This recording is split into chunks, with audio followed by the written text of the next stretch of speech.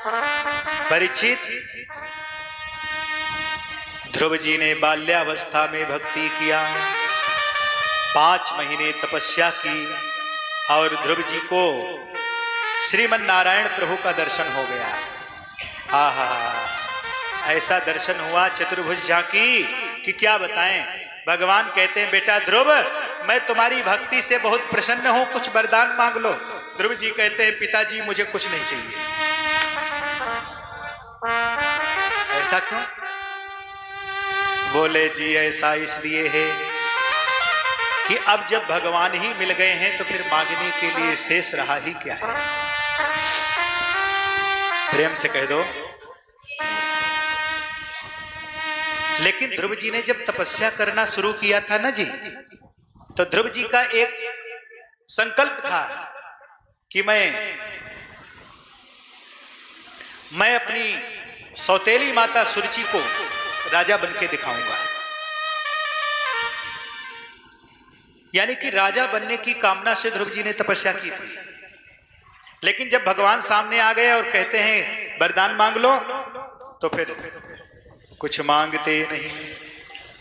हे प्रभु, हमको कुछ नहीं चाहिए। परीक्षित ने कहा, गुरुजी ऐसा क्यों?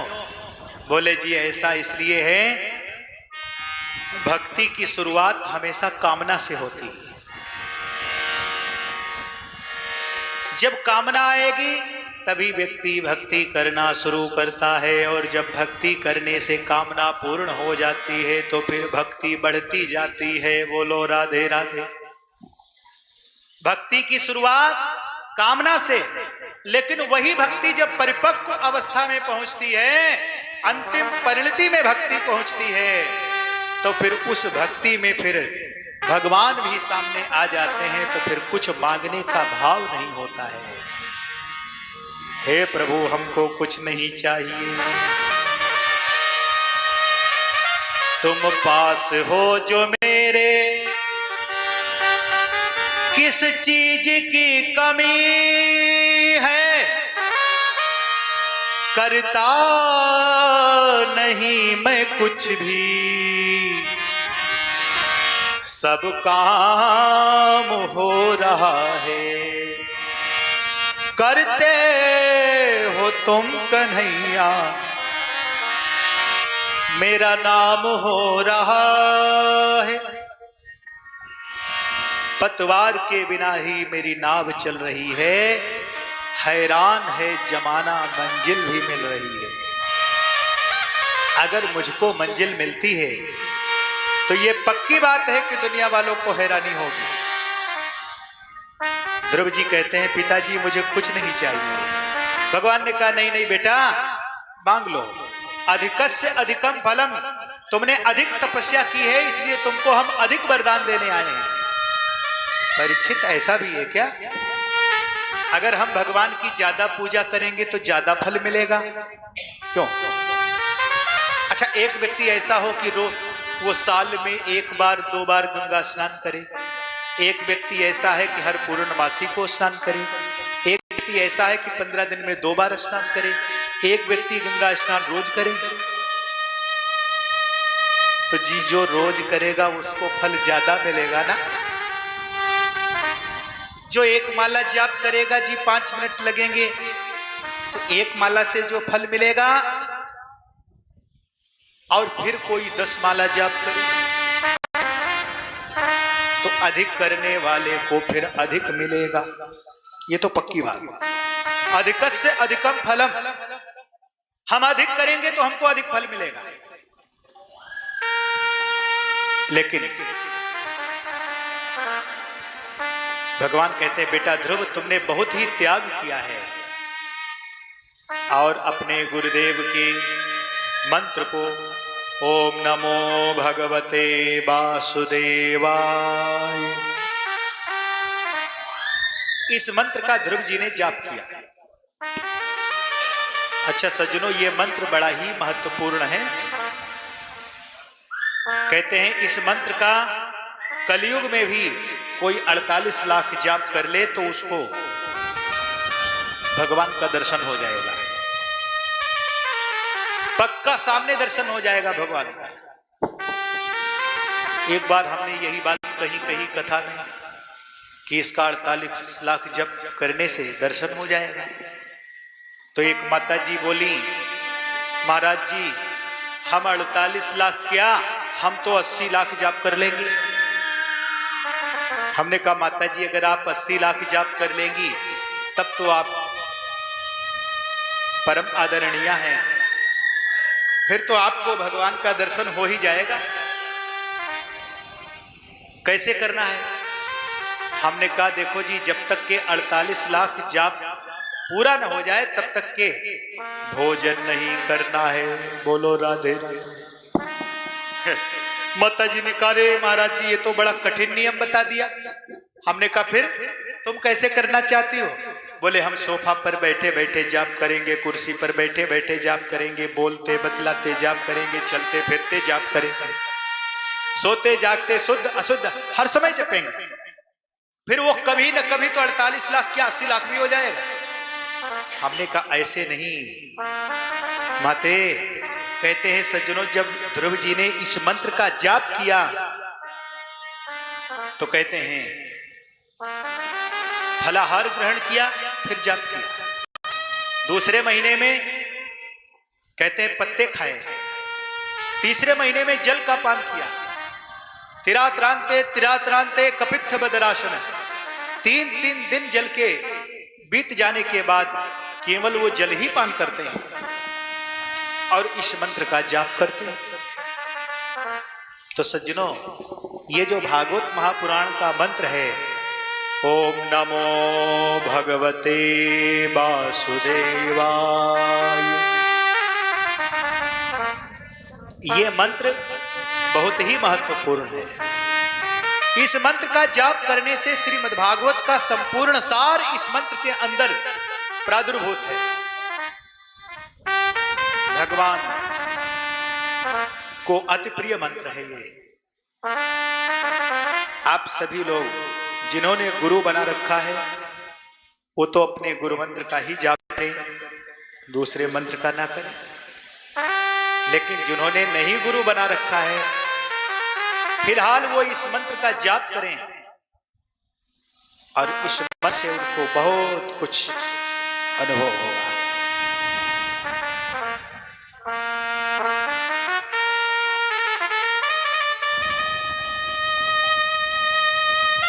माता जी बोली, महाराज जी हमें बड़ी समस्या रहती है। हमने कहा क्या हो गया? बोले हमारा वैसे तो हमें भूख नहीं लगती है, एकादशी दिन वाले भी दिन भूख नहीं लगती। हमने सोचा कोई बड़ी बात होगी इनकी। बोले महाराज जी जब हम व्रत रहते हैं तब भी हमको भूख नहीं लगती, हम क्या खाया करें? हमने कहा तुम अपने पति का दिमाग खाया करो। बोलो राधे राधे।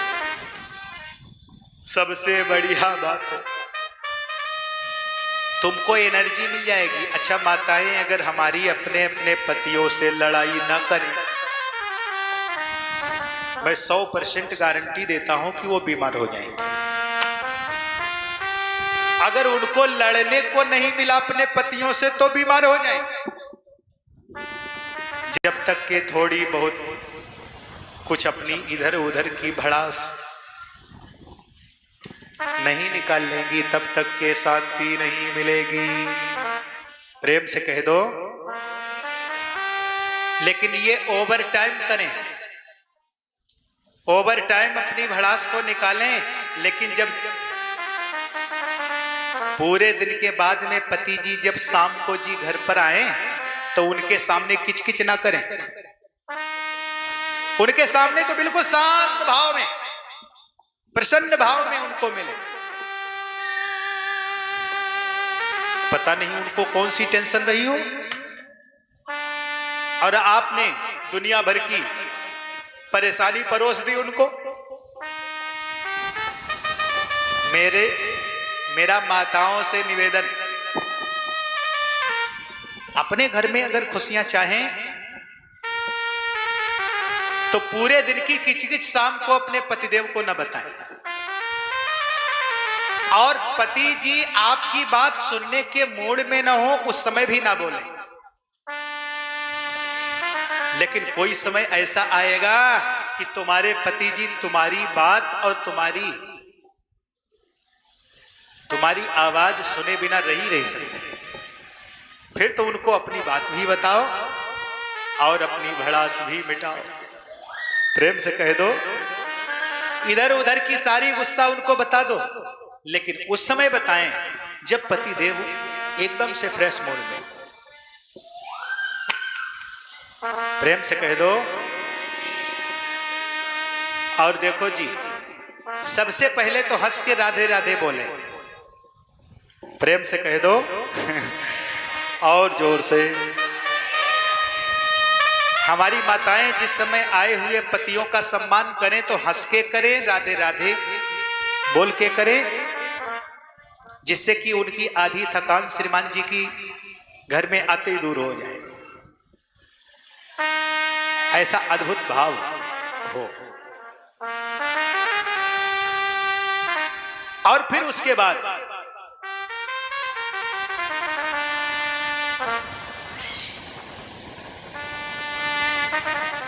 अपने जीवन के अद्भुत जो भी गृहस्थ के कार्य हैं उनको संचालित करें। प्रेम से कह दो और जोर से।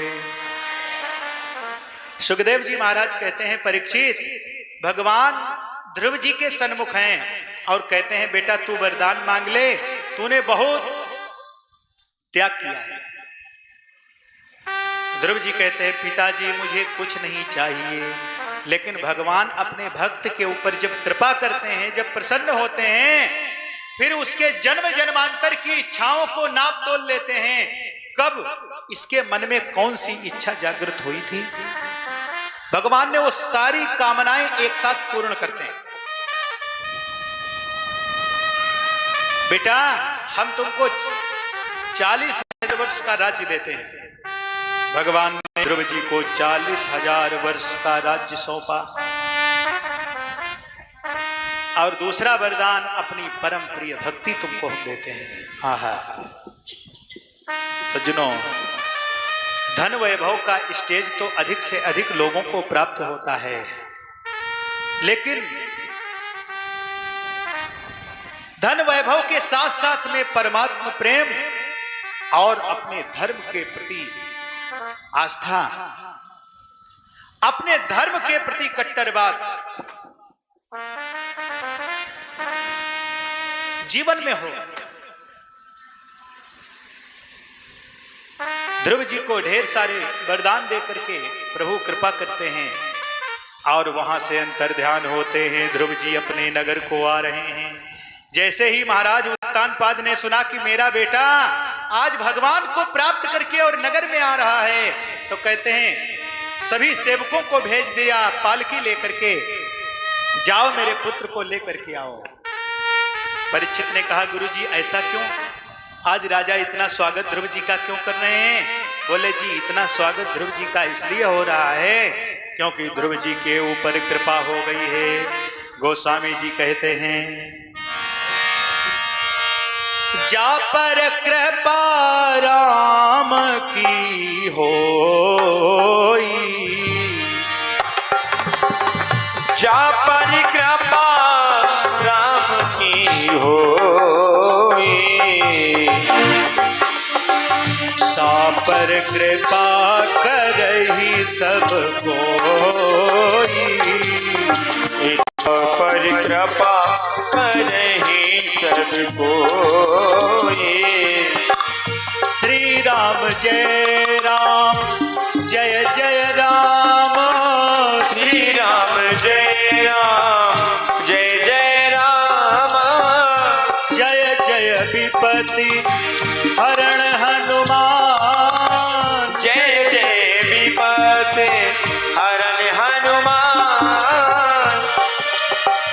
सो मेरी पवन सुत, सो मेरी पवन सुत पावन नामो, अपने बस करि राखे नामो, अपने वश कर राखे रामो। जय जय जय जय जय जय हनुमान गोसाई। जय जय जय हनुमान गोसाई। कृपा करहो गुरुदेव की नाई। कृपा करहु गुरुदेव की नाई। जा पर कृपा राम की होई, जिस पर हमारे प्रभु की कृपा होती है, जी उसी के ऊपर सब कृपा करते हैं।